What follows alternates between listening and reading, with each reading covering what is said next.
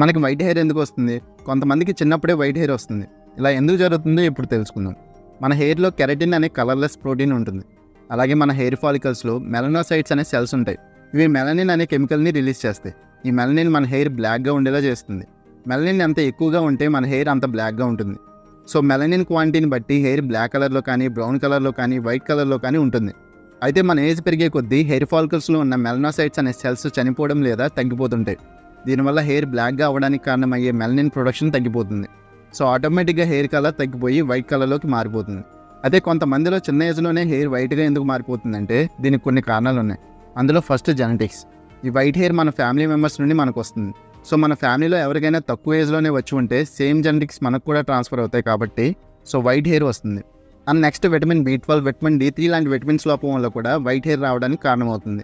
అలాగే తక్కువ ఏజ్లోనే హెయిర్ ఫాలికల్స్లో మెలనిన్ ప్రొడక్షన్ తక్కువగా ఉండటం వల్ల కూడా వైట్